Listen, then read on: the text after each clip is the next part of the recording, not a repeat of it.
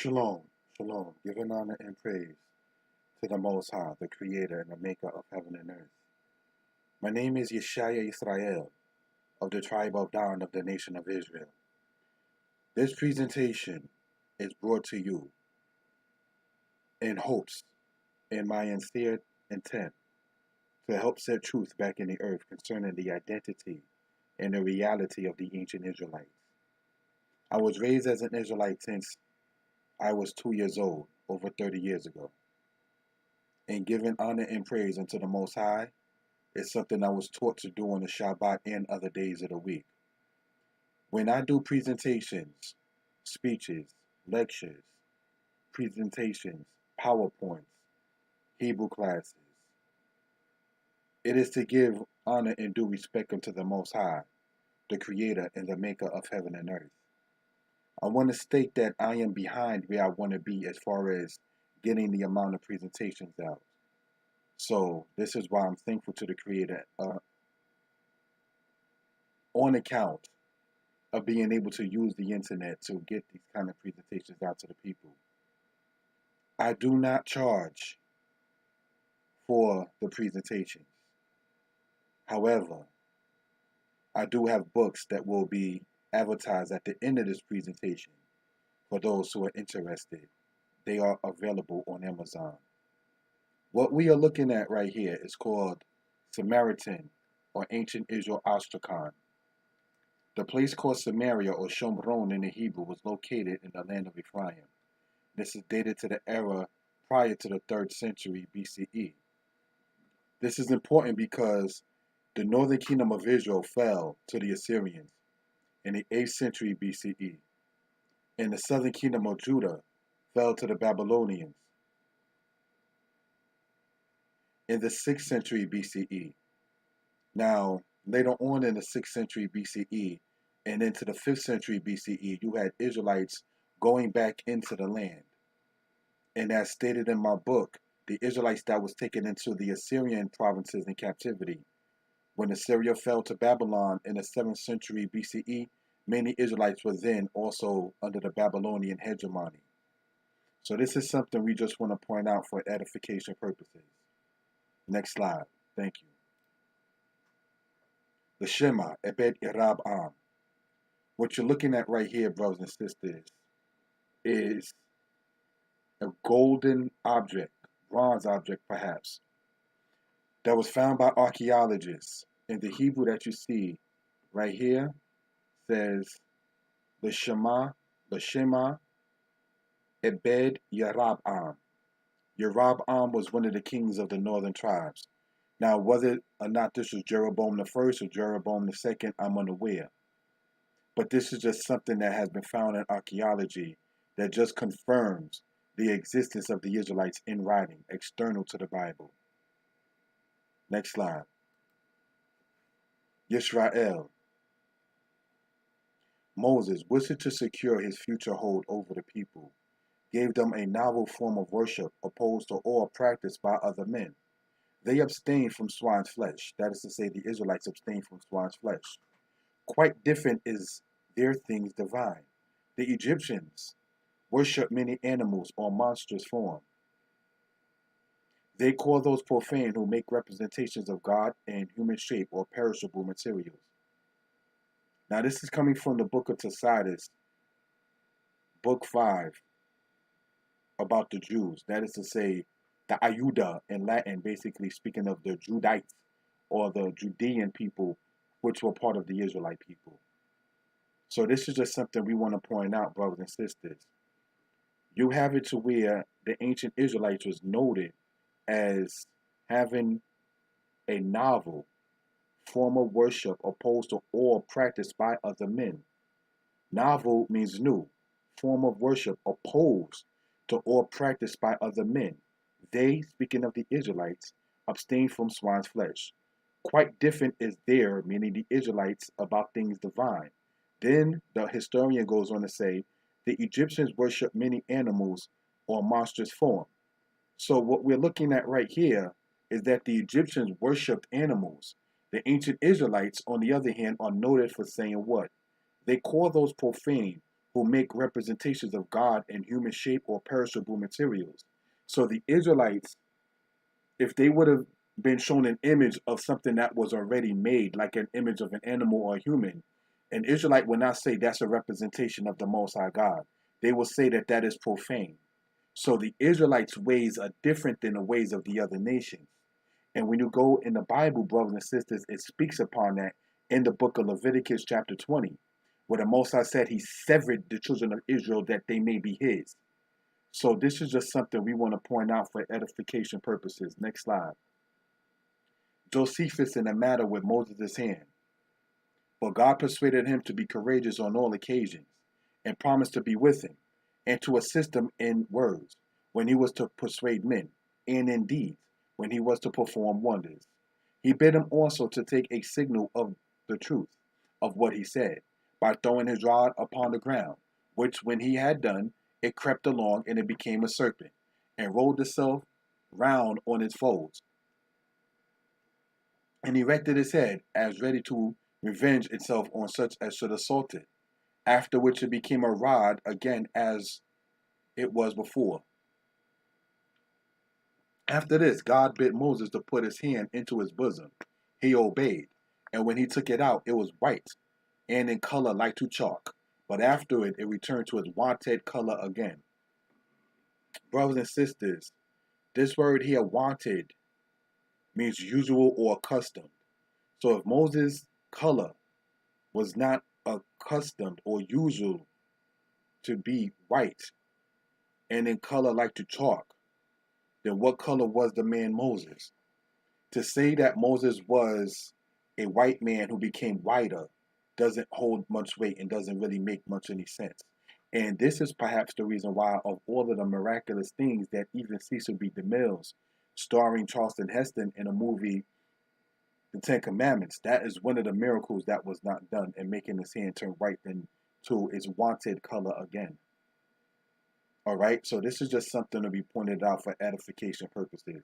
The ancient nations didn't refer to themselves by their own selves as being black people. It was just, heaven forbid, when someone had a right rising in the skin of their flesh and their hair turned blonde or yellow, then that person was given basically an ousted notice, or you had the plague of leprosy.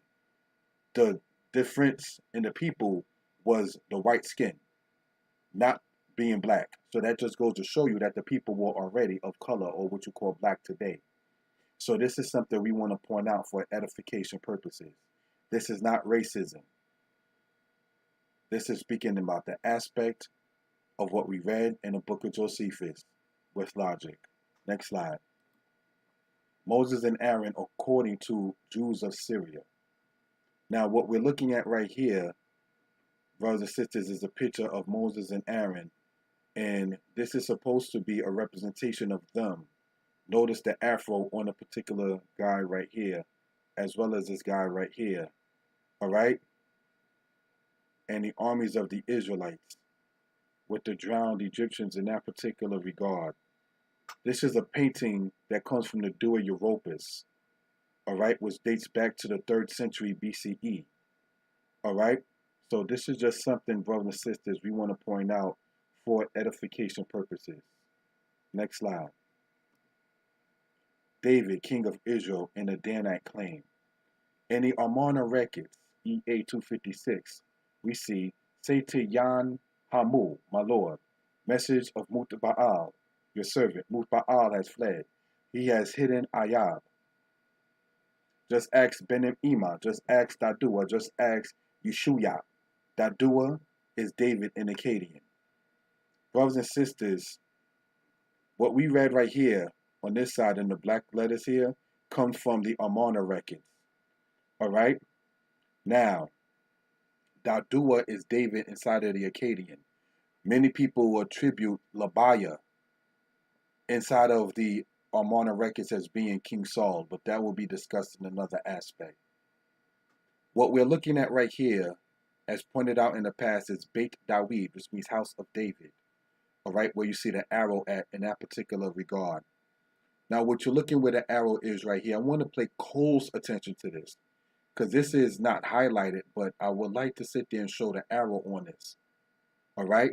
This says Yisrael. Yod, Sin, Resh, Aleph, Lamed.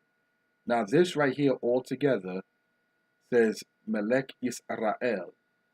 Melech Yisrael, King of Israel. Melech Yisrael. This is dated, the Danite stele, dated to the 8th and or 9th century BCE. All right? So this is part of archaeology that speaks about one coming out of the house of David.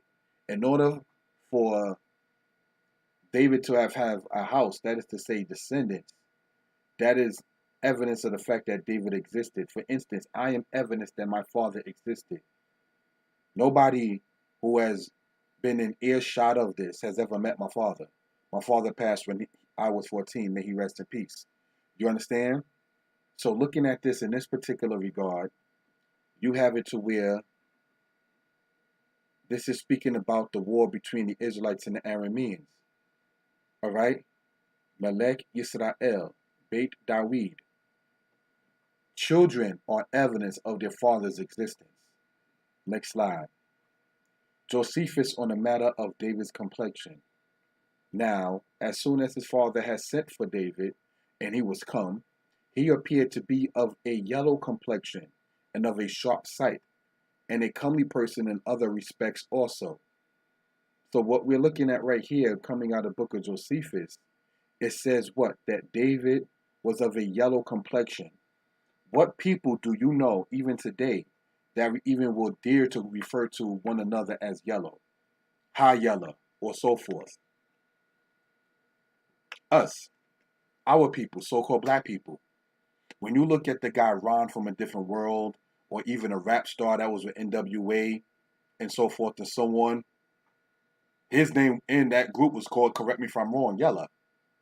You understand? We are the people who will call our own people that. So this is just something we want to point out. What you're looking at right here is from the catacombs that was even in Europe, showing the depiction of Solomon in this particular regard. And if you notice right here, we already see the aspect of the skin tone and complexion, but it appears to be extremely thick, coarse hair. It is people of color, aka black people, who have coarse hair. All right, by default. So this is just something we want to point out for edification purposes. All right, next slide. Ahab the Israelites. Ahab was a king who ruled in ancient Israel and was married to Jezebel, this being in the 9th century BCE. A descendant of Jezebel was Elisha, also known as Dido or Dido, who in time went to settle in what is known in history as Carthage in Tunisia. In a video that is called From Egypt to America, that is to say from Avaris to Alabama, which was done on this particular channel, I explained the matter of Ahab and so forth. Shalmaneser III, a king of Assyria in the 9th century BC, is recorded as saying the following. He brought along to help him 12,000 chariots, 20,000 foot soldiers, 10,000 foot soldiers of Ahabus Siliala. Ahab the Israelites. Ahab was part of the family of the Omri people. Ahab was an Israelite.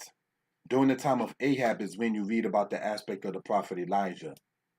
All right, so these are just certain things we just want to point out for edification purposes. Okay?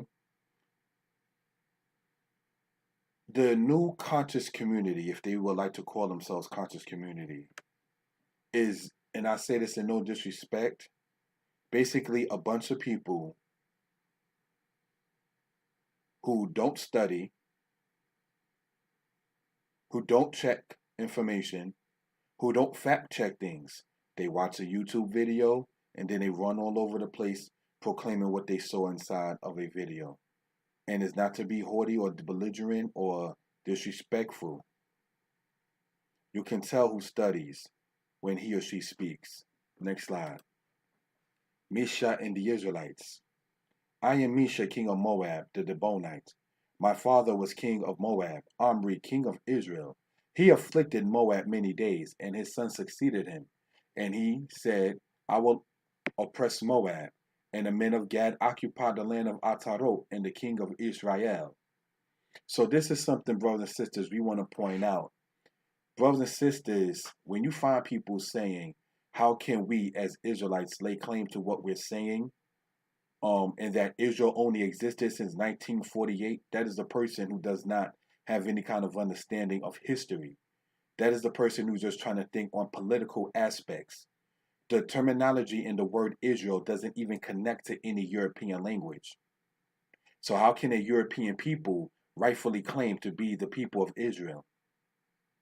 As I've asked in the past, who is paying who to sit there and give out so much misinformation?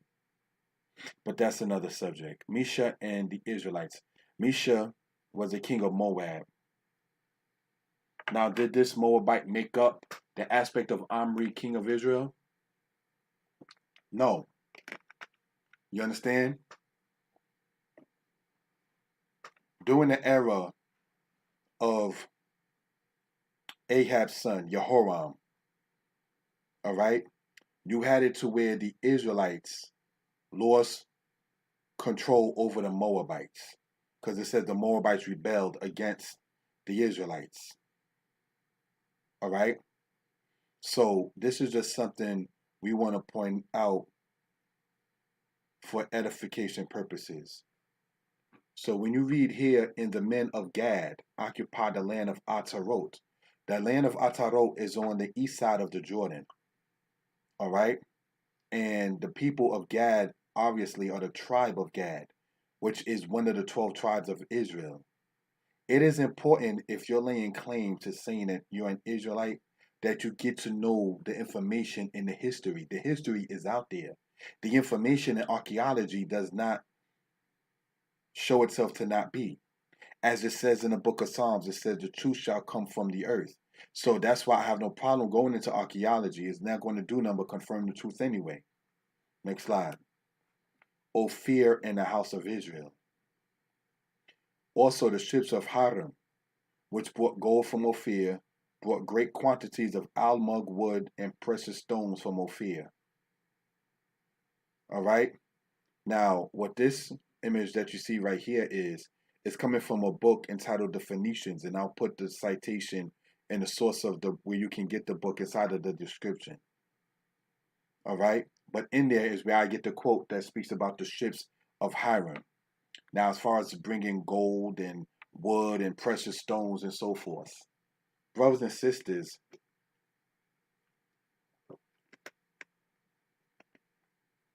if a ship is holding gold, gold is not light in weight when it's not in liquid form. Gold, as well as wood, being put upon a ship and being made to transport from one spot to the next. Where am I going with what I'm saying? The teaching, brothers and sisters, that, not to jump the gun, that the Atlantic slave trade did not happen on a strength and on a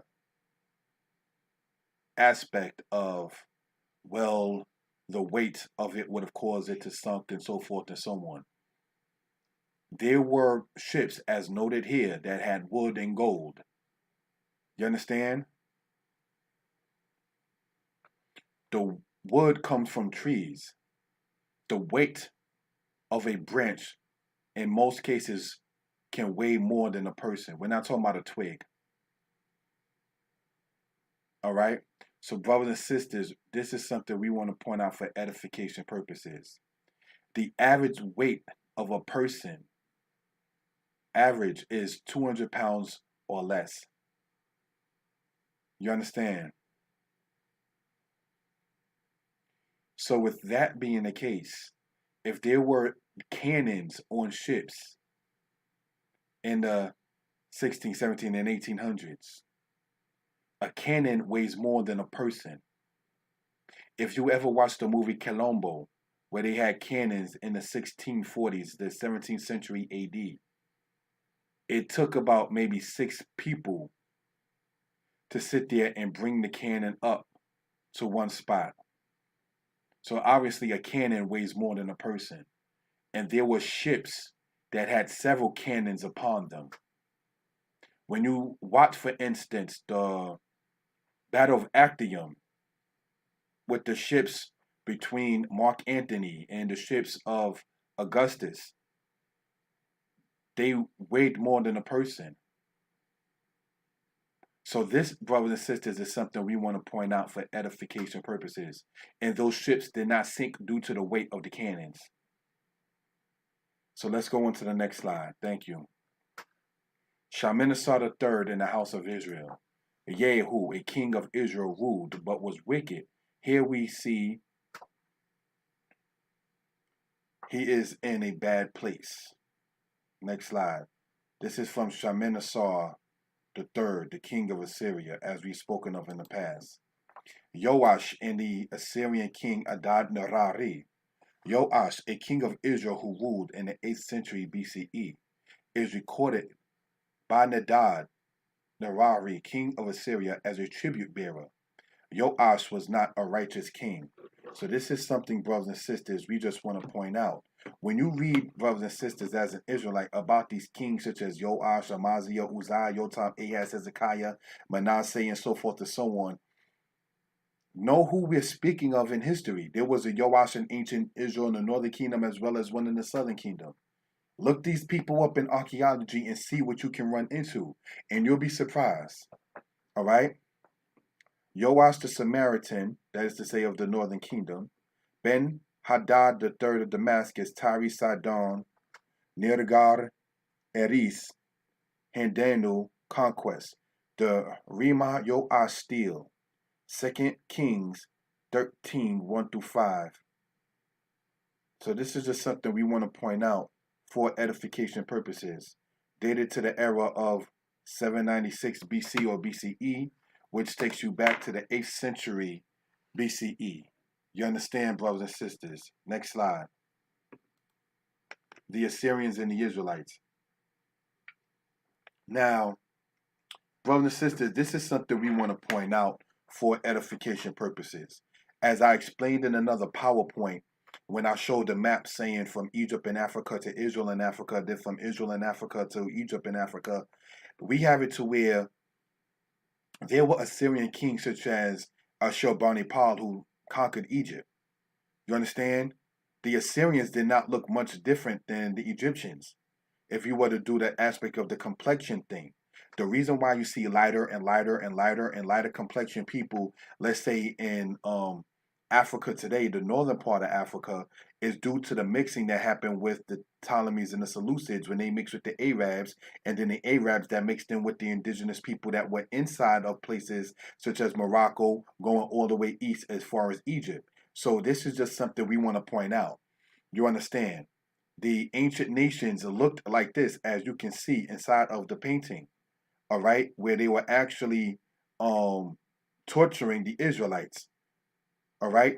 So this is just something, brothers and sisters, we want to show for edification purposes, all right? Now, when you look at this right here, this is the aspect, brothers and sisters, of them impaling the Israelites, all right?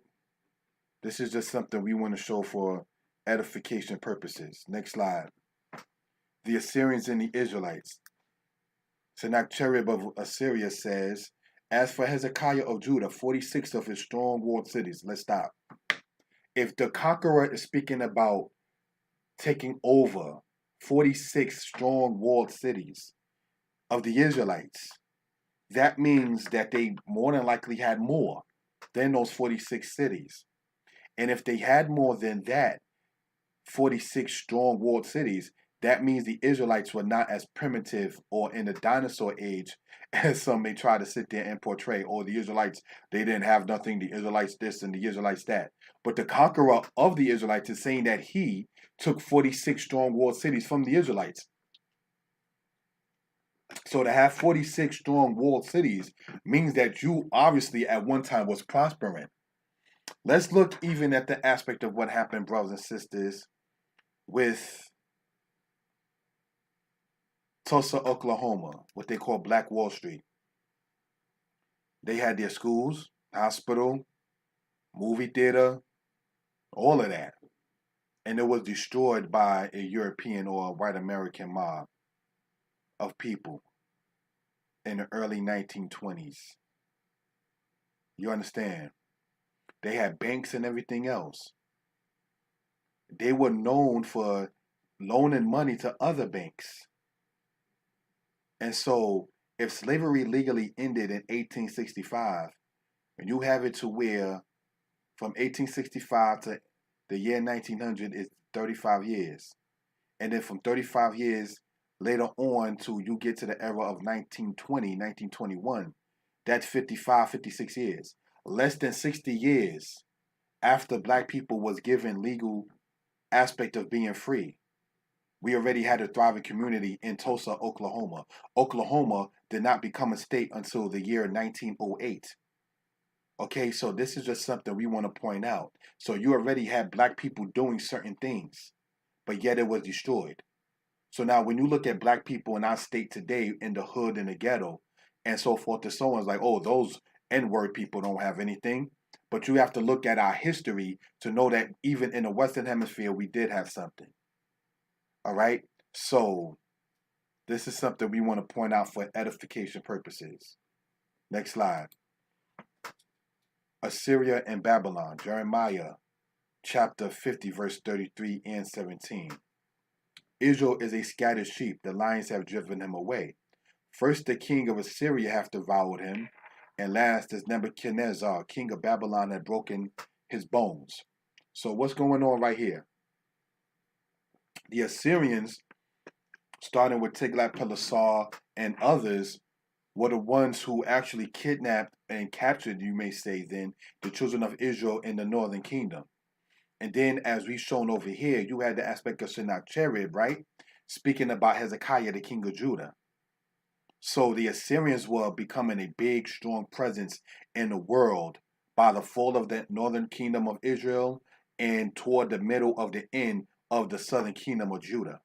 So after Hezekiah, you had Manasseh, who dealt with Esarhaddon, as we pointed out in other videos.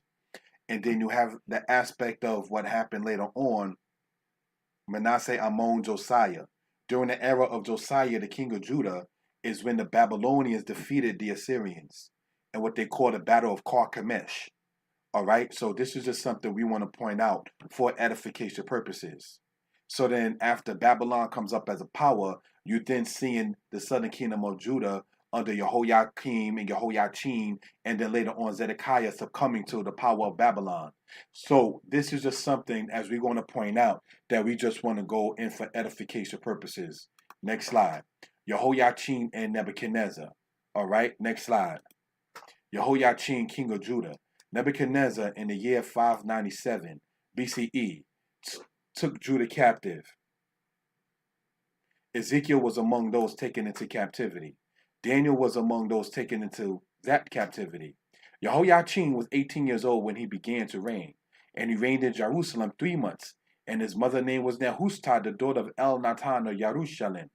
And Jehoiachin, king of Judah, went out to the king of Babylon, he and his mother and his servants and his princes and his officers. And the king of Babylon took him in the 8th year of his reign.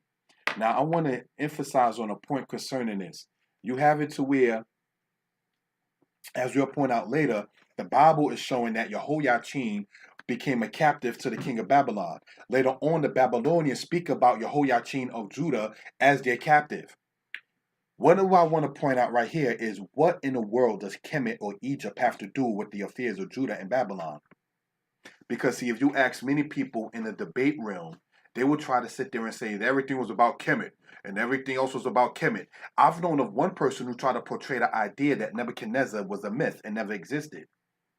So the New Age conscious community, obviously being operated on the low by some New Age society, whatever organization, basically just wants to sit there and destroy the things of the East. Why do you think perhaps that they just kept on trying to bomb Iraq the way they were? They were trying to sit there and hide certain things, brothers and sisters. Whereas, no offense intended, when they show the things of the Egyptians, they know good and well that those gods of Egypt don't hold no weight. But they know that the God of Israel does. So why do you think the book that the Most High spoke in they call the Old Testament? You understand? They don't want us to even claim the history that can even date back to the 6th century BCE. You understand? They rather, not trying to be disrespectful, people go into the Kemet thing and so forth and so on, where our ancestry does not come from there, and they know who's who. They know who the children of Israel are. Where, no offense intended, the Kemetic community kind of, you may say, slipped up or messed up, was instead of trying to show Egypt as a powerful black empire in the east, they try to sit there and basically try to use Egypt as a catalyst to go against Israel. So that makes the Israelites retaliate. Next slide. Nebuchadnezzar and Jehoiachin. It says, 10 seller of oil for Yahukin, king of Yehudu. Yahukin of Yehudu is Jehoiachin of Judah. Next slide. The era of the 6th century BCE. The Israelites were being displaced from their land, and in time, many migrated to Egypt and Northeast Africa. To my brethren Yadoniah, the Jewish garrison, authorize a festival of unleavened bread for the Jewish garrison. So do count 14 days and observe the Passover. Be ritually clean and do no work on the 15th or the 21st day. So what are we looking at right here in part is what they refer to as the Passover papyrus. So let's understand something. The Passover papyrus, brothers and sisters, dates to the era of the 6th century BCE. Some people say the 5th century BCE.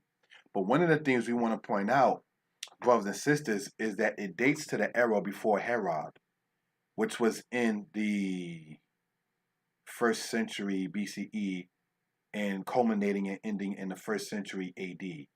Because Herod died in 4 AD. All right, so that's just something we want to point out in regards to that particular aspect. See, trying to sit there and dismiss the children of Israel out of history was a very sloppy attempt by the conscious community. This is how you can tell who runs what behind the scenes. You can tell by what they talk about. I have no shame and I bite no tongue in cheek when I say that I do acquiesce to the authority of my teachers. Why come other people can't do that? How come they can't tell you who's putting a battery in their back and telling them speak on this and don't speak on that? You understand? I don't talk about sexuality and the history of sex on my videos. There's a reason for that. My teacher was disapprove of that. So I'm asking you, conscious community, what authority are you riding under, or what authority are you vying for? You understand? So this is something we just want to point out. See, instead of, as an Old Testament based brother myself, instead of trying to sit there and just show the New Testament as incorrect, I'd rather take the time and show the Old Testament as correct. Do you understand? So this is something, brothers and sisters, we want to point out for edification purposes.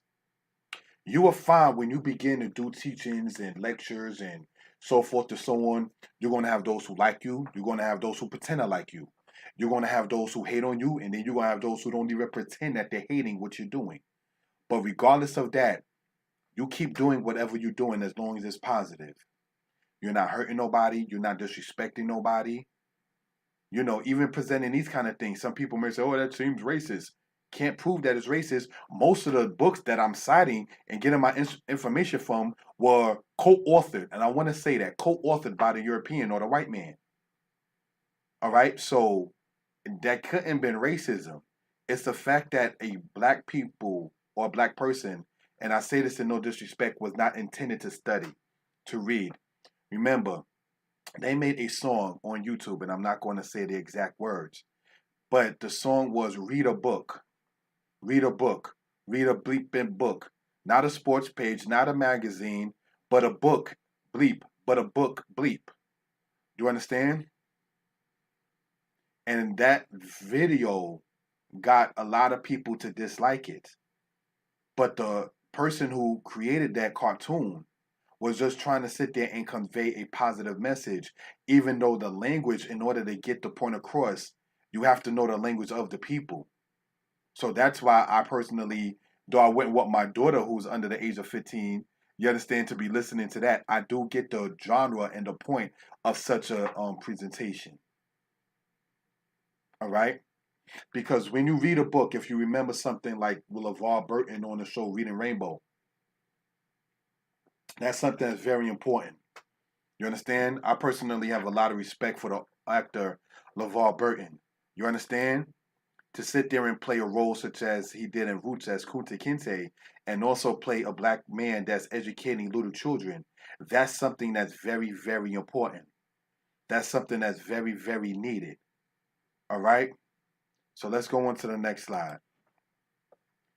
The matter concerning the 6th and 5th century. The Persians came on the scene and began to rule where Babylon once ruled. According to many, the Persians were cruel to their subjects, yet it was against Persian law to have slaves in the fundamental sense. They buried people alive nonetheless. Now that comes from a source written by Herodotus. All right? So this right here says Yahud in regard to the Yahud province of Judah. The Yod, the Hey, the Dalet. Yahud. The Yod, the Hey, the Dalet. All right? So this is just something we want to point out for edification purposes. Next slide. The matter of the Persians and the Judites. The record left, speaking of Morashu people, speaks of merchants of Judah being salesmen in gold. The Bible as history, Keller. So you may want to look up Warner Keller on Amazon and get the book entitled The Bible as History. So these are sources that we're citing. You understand? Somebody asked me, and I want to address this. Somebody asked me in a comment section in another video as to whether or not I'll be interested in going on a major platform. No, I'm not. I stay right on the platform where I'm at. And why is that? Why do not I go to certain channels on YouTube and suggest that I speak on certain people's platforms? The reason is because, and it's not a attempt to disrespect anybody, but in the scriptures it distinctly says, "Happy is the man that doth not sit in the seat of the scornful." So when you have a person that presents nothing but debates and debates and debates and debates, and a person who sits there and presents nothing but trying to sit there and make somebody else look bad, when you present something where every other word is the MF and everything like that, I don't want to bring these kind of presentations to such a lack of a better word, ghetto representation. When the Muslims with the NOI said that they wouldn't go on certain channels due to the quality of what those channels present, a lot of people were saying, oh, they're trying to be bougie. No, they're not trying to be bougie or disrespectful, but they know good and well, and I'm not a Muslim, but they know good and well that the information that they was trying to present, due to the fact of ignorance and disrespect, is promoted more on certain people's channels, even the information about ancient Arabs being black. You understand? That Wesley Muhammad was presenting. That's not going to be adhered and taken serious and researched. Do you understand what I'm saying? Because people just want to sit there and just see a debate, get their spiritual rocks off and everything like that in that regard. So that's a problem. So this is why, you understand, I don't go on everybody's platform and everybody's channel, because people have asked me, like, well, Kashub, MOREH YESHIAH, why don't you go on this channel or that channel? It can blow up. I don't want anything to blow up. I want things to sit there and run smoothly. Do you understand? And so this is something we want to point out in that regard, especially on anybody's channel that's known for editing the information you're presenting. I'm not going on anybody's channel who's known for editing certain things. I'm okay and comfortable after the week of presenting with anywhere between 50 to 100 people watching, with even less than 10 people liking and a comment here or there. I'm okay with that. You understand? I don't need to sit there and be seen as that dude or that man. The glory goes into the Most High. And it's the Most High who promotes people up, because you never know who's that one or two people that's going to be listening to your information who can help you present your information better. So trying to sit there and be a YouTube whore, a whore for the camera, a whore for views, a harlot for publicity, That's not the way of the sons of Israel. So this is why you don't see me going on everybody's channel. The information is presented. I share it on people, Messenger and Facebook and so forth and so on. And the Most High will do everything else. My job, my duty, my obligation, my free will offering is to just be online as long as I'm able to and sit there and get this information out to the people. Next slide. The matter of the Greeks and the Israelites. When the Persians lost to the Greeks, we see, as Daniel says, their lives were prolonged for a season and a time. This means that they fell as an empire, but were not totally taken off the map. The Greeks, as we went over before, took over Israel in 320 BCE with the Ptolemies, then in 198 BCE with the Seleucids. Now, in a book that will be advertised later, I explain that in more detail. What we're looking at right here, brothers and sisters, is the Maccabean line from Matthias, Judas Maccabeus, who was slain, he had no children, Simon Maccabeus, then you read of John Hyrcanus. This John Hyrcanus, brothers and sisters, as pointed out in the book that I wrote, simply was the person who encouraged the Edomites or the Idumeans to keep the laws and the culture of Israel. All right, so now when we see this particular guy down here, Herod, as stated, 4 CE or 4 AD is when he passed away. Brothers and sisters, he wound up being with somebody that came up out of the line, going all the way back to the Levites. So the Edomites, for a minute, always had wanted to sit there and get their spot in. All right, next slide. Thank you. Greek matter and the Israelites. Hamos, about 10. Dark skin, curly hair, black eyes, rather big jaws with moles on the right jaw, uncircumcised. Atikos, about 8. Light skin, curly hair, nose somewhat flat, black eyes, scar below the right eye, uncircumcised. Next slide. Ordomos, about 10. Black eyes, curly hair, nose flat, protruding lips, scar near the right eyebrow, circumcised. Archemos, about 7. Round face, nose flat, gray eyes, fiery complexion, long straight hair, scar on forehead, above the right eyebrow, circumcised. The Greeks ruled from 331 to 146 BCE. Now what we're looking at right here is what's referred to as the Zenon Papyrus. Zenon, the Zenon Papyrus. And part of it was the translation that we read right here.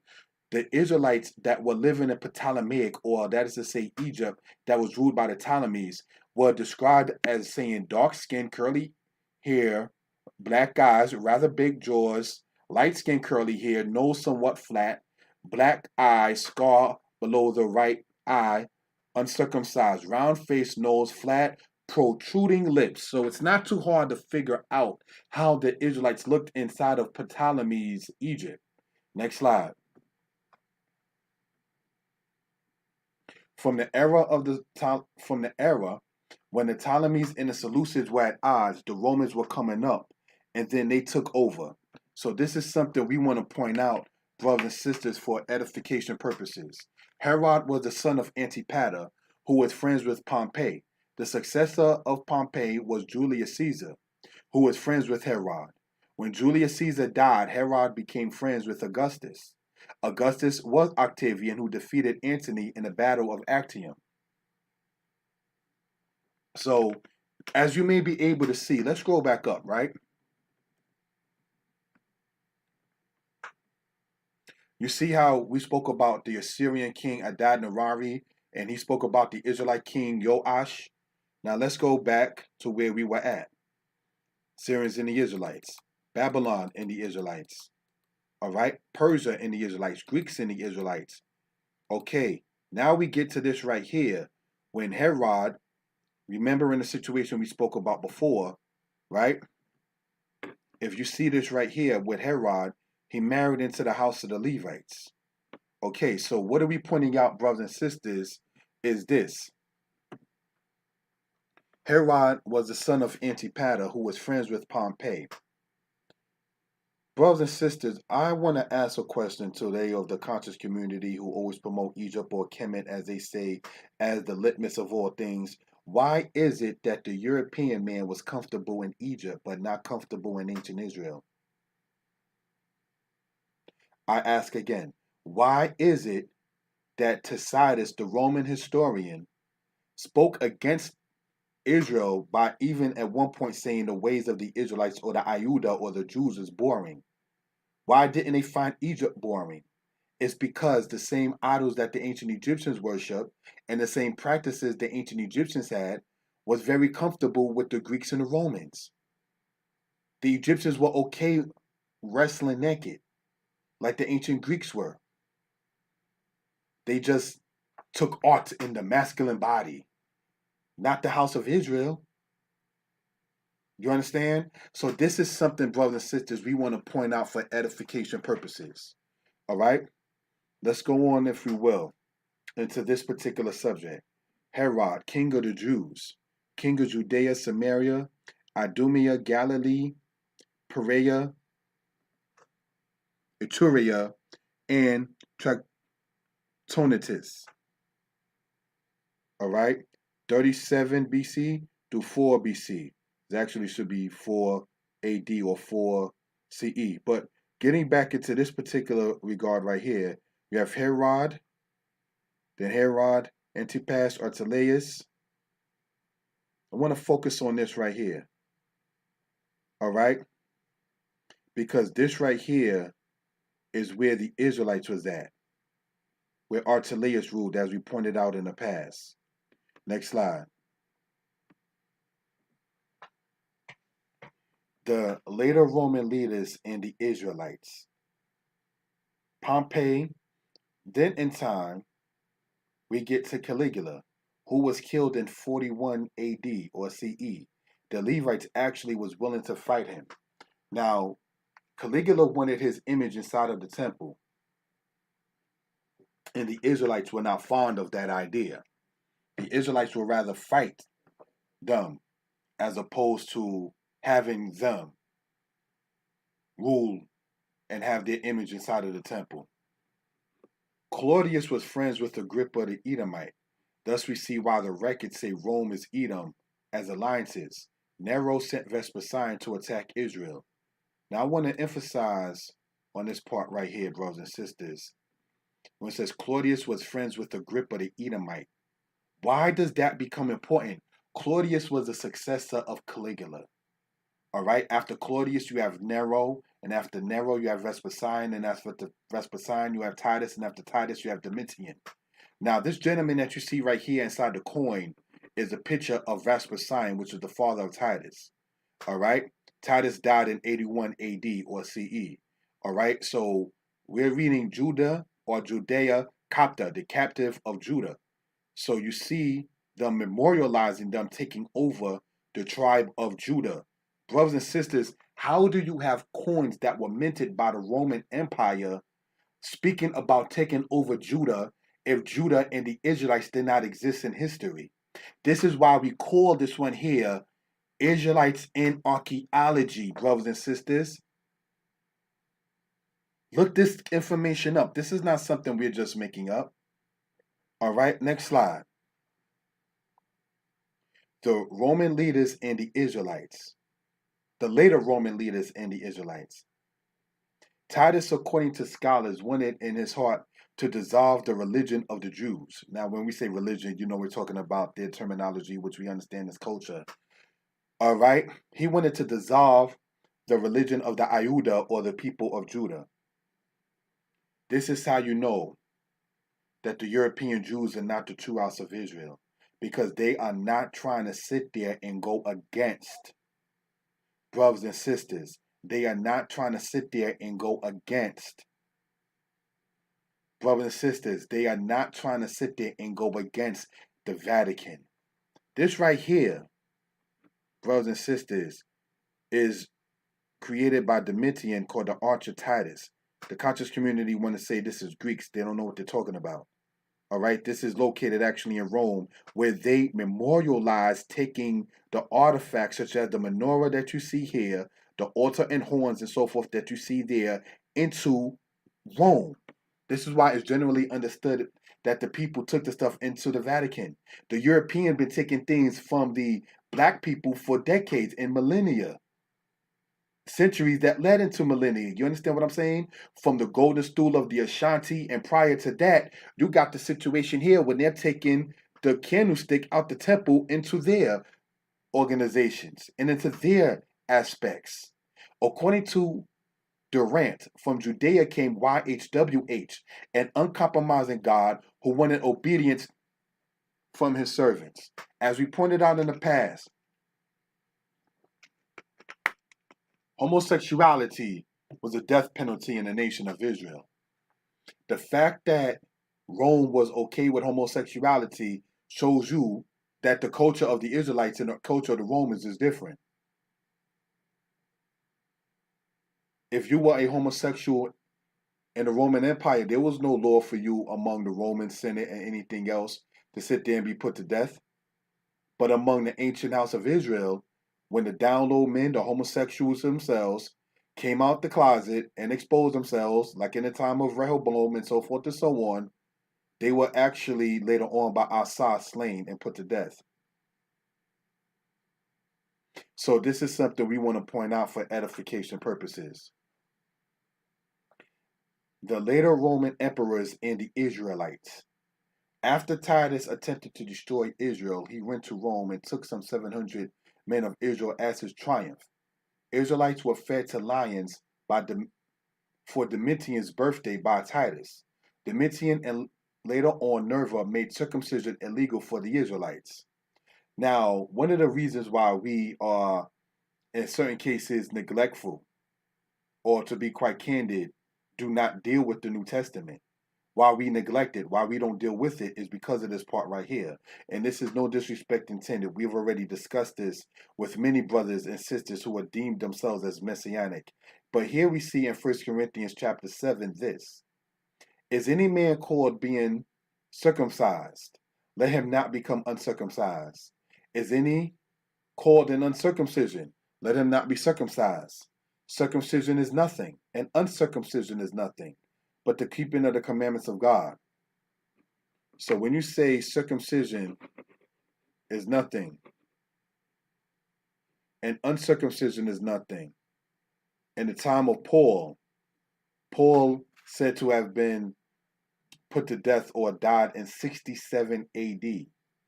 That's during the era when Vespasian was ruling as emperor, or should I say as leader. You understand?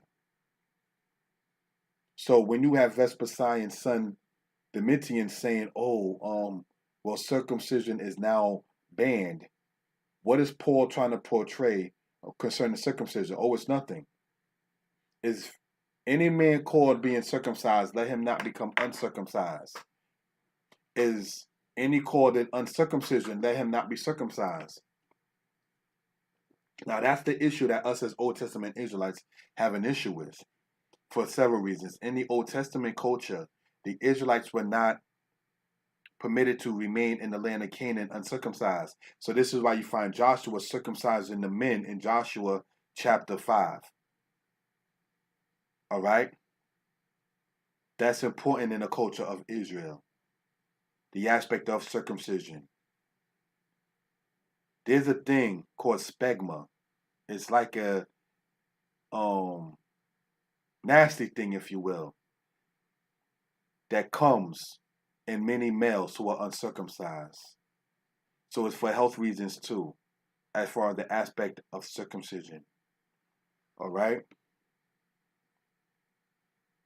So circumcision is something. Next slide. The later Roman emperors and the Israelites. Hadrian was the emperor who made war with Israel in the 2nd century AD. He fought in what is called the Bar Kokhba battle, which was after the Masada in 73 AD and after the matter of Kittos in 115 AD. He changed the name of Israel to Palestine and Jerusalem to Aelia Capitolina. So Jerusalem was given a new name and the land of Israel was given the name Palestine. Let's remember something, brothers and sisters. Titus, according to scholars, wanted in his heart to dissolve the religion of the Jews. The conscious community wants to as well. So you got to ask who's friends with whom. All right? So when we see this right here, he changed the name of Israel to Palestine and Jerusalem to Alia Capitolina. Brothers and sisters, they hold crafty converse to cut the name of Israel off that it be no more in remembrance. Next slide. Respect to my teacher Kohen Mikael. In his book, my teacher Kohen Mikael states, the historian Philo, who lived in Alexandria, Egypt, stated that 1 million Hebrews resided in Libya and Egypt from the Catabathmos to the border of Ethiopia. A useful book. In Hebrewisms of West Africa, we see John Oldreby says, many Jews are scattered over this region. Some natives professing themselves of Abraham's seed. Others are Asian refugees who fled there, either from the desolation of Jerusalem by Vespasian, or from Judea, wasted and depopulated by the Romans, Persians, Saracens, and Christians. Brothers and sisters, the Israelites were noted in this book here, Hebrewisms of West Africa. All right? This is talking about the part when it was in West Africa. Others are Asian refugees who fled there, meaning who fled to parts in West Africa, either from the desolation of Jerusalem by Vespasian or from Judea, wasted and depopulated by the Romans. Brothers and sisters, this is written in that book right there. It's an article citing an Irish dude by the name of John Oldreby in the era of the 17th century AD. These nations know who's who and who's scattered where. It's not a secret. These are some of the things we're trying to point out, and blessed be the Most High, like I stated.